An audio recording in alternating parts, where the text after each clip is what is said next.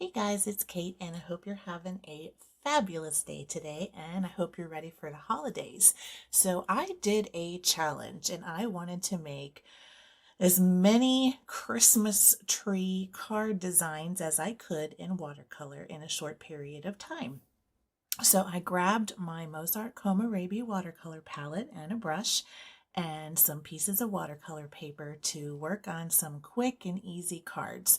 So if you want some ideas, stay tuned. We'll go through this video pretty quickly and you'll be able to see the cards that I came up with, and maybe it'll give you some ideas for your own.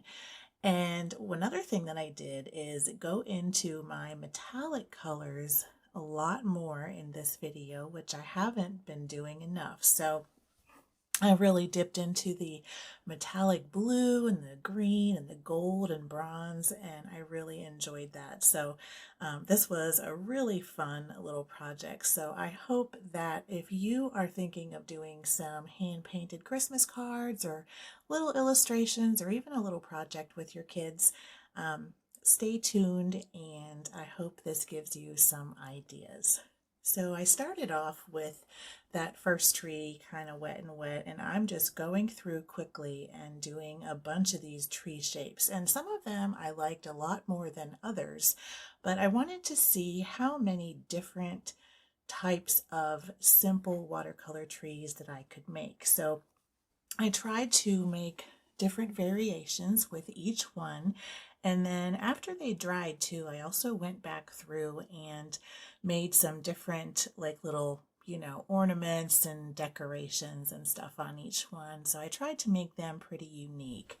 And some of them I think were some favorites. Like the last one, I really liked the shape of that tree. So but I'm going through with just some basic greens. You can also mix up the colors of your tree, and there's a couple toward the end of this video that are a little bit more involved as far as time. For the most part, each of these trees really just took a couple of minutes, and then after drying, just took a couple of more minutes to add the decorations on them. So these are pretty quick and easy, which is what I really like, especially if I'm making a lot of cards for family and friends. So they're definitely something you can really blast through several of them all at once and then be ready to start back at the beginning once the first one dries.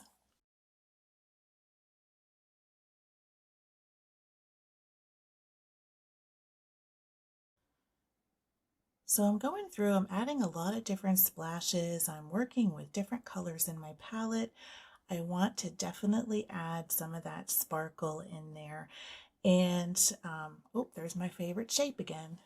I really enjoyed that. Um, One thing that I like to do, and I know everybody's a little bit different, and that you can actually buy watercolor cards at the store that are already just pre-made, they're ready to go. I actually really like doing my paintings on a piece of watercolor paper that's smaller. I'll get a 6x9 sheet and just cut it in half. And there's a couple of reasons why I really like that. One is it's more economical because I can actually attach it to a plain cardstock card and I can just get a pack of those at the store. I can also use the kind of paper that I prefer to use. So I already know how the paper is going to behave with my paints and all of that. So there's not going to be any surprises there. And then probably the biggest reason though is when you are doing the watercolor cards, and especially if you're doing something where you're going to be wetting the whole sheet, and actually this card here is a good example of that. Sometimes you can get the bleed around the edges, and unless you tape it off, then you might have paint going where you don't really want it to go on the card. So it also helps with that 'cause it doesn't really matter what your edges or the back of this looks like if you're just going to glue it on a cardstock card. And so I just really like doing that, but I know there's also a lot of people that like doing it on the cards too, but whatever you like, you should definitely do. But I'm just kind of going through as these dry. I even got out my little metallic markers from the Dollar Tree that I love so much. They're not actually that metallic, but you can see how pigmented they are.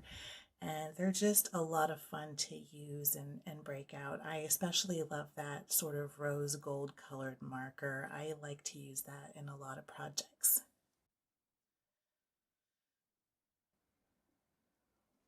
So for this one, I got the idea just to draw an easy triangle and then just make some sort of random swirly doodles inside. And this one actually turned out to be one of my favorites. It took a little bit more time to finish, but I just really loved how it looked at the end. And you can choose different colors, just depending on what, is attractive to you or what kind of look you're going for. You could choose bright colors or more muted neutrals.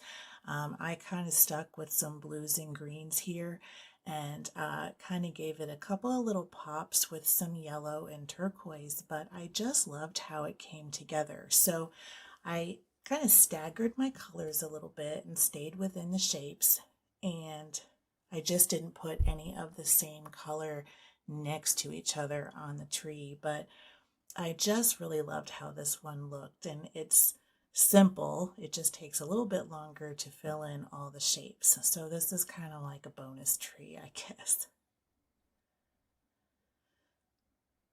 And there's that turquoise that I thought really just kind of finished it off nicely. So on this one, I dipped into that metallic gold and put on a little star and some gold splashes, and then we pretty much could call this done. And then this was another fun one. I thought it might be nice to do a little rainbow. So I did a stripe of each and let those colors all bleed together. And I turned it into a little Christmas tree. So this is kind of a fun colored one that you could use. And I love how the colors just blended together. And it was just sort of simple and whimsical. And you could even turn that into like a birthday cake. I think there's some things that were like that, although I'm not sure if I've seen a tree before. But same idea. So I'm just going through and putting on my different little star shapes and tree toppers. And I loved using that metallic blue for kind of a snowy ground on a lot of these. And I tried to do some different things. I didn't really like that top, but I left it in so you could see everything. And then this one was kind of an interesting one too, with all the blobs. If I had another shot at doing it, I might do a little bit differently, but I kind of liked the idea for it. So, and this one actually had a lot more metallics. For this one, I think my favorite part was the tree shape and then the gold paint that's kind of crisscrossing on the tree. And then I think that the red bulbs really added something.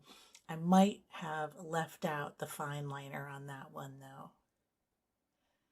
And then this one was just sort of a simple but good one. I kind of liked just using the jelly roll and making some little star shapes, and I added a little bit of gold to each one just to give it a little extra sparkle. And this tree kind of reminds me of a mushroom.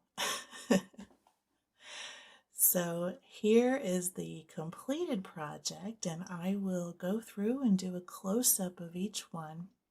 But all 10 of these cards were so much fun to make, and whether or not you like everything about each one or not, I hope it'll give you some ideas for making some handmade cards this year for friends or family if you do that sort of thing.